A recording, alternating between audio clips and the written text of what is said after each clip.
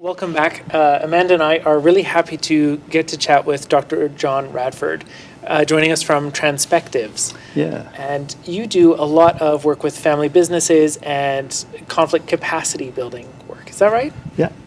Wonderful.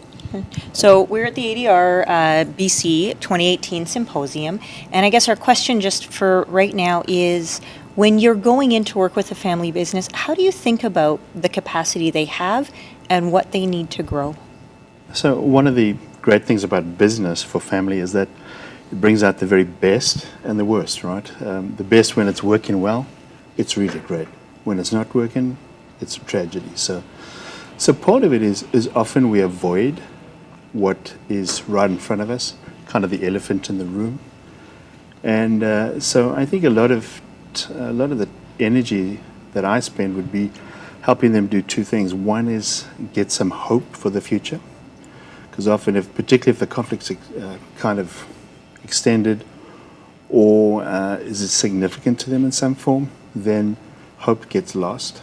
And so part of it is building that hope, and in that, building capacity. So rather than just simply resolving conflict, sometimes they pass that. You're building capacity to have the really difficult conversations. Put the elephant on the table, and let's deal with it. Mm-hmm.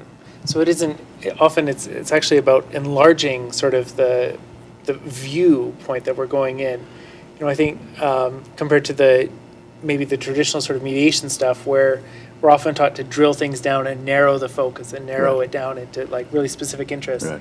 It sort of sounds like some of it is about actually enlarging what the viewpoint.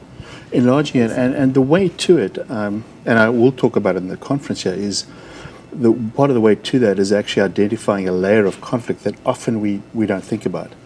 And it's what I call identity. So it's the identity conflict. And often we just think about identity in terms of the obvious identity differences. But I'm thinking about identity as to what's important to me, you know, as an individual. And it's who I am. It's kind of my core, and then who I need to be to others, right, in this world. So often in family business, but not limited to. In fact, every conflict has an identity layer. So part of the challenge for us as conflict facilitators, mediators, is to what I call look below the surface, right? And below the surface is that inner conflict, and that's why people get locked on. That's why we get stuck on impasse. It's not just simply positions or interests. It really comes back to who we are and our identity and who I believe I need to be for you. In family, but not limited to family, that's important. I like community conflicts for the same reason, that identity and issues and conflict in community often come back, they're linked fairly closely. Right. So I sort of, appreciate the look where there are those sort of ongoing relationships and not just necessarily like a transactional conflict. Yeah. Those are the ones that interest me, right? Where it's in the longer term, whatever that be, community. And obviously family is the basis for community, any community. So it's right there. Appreciate that.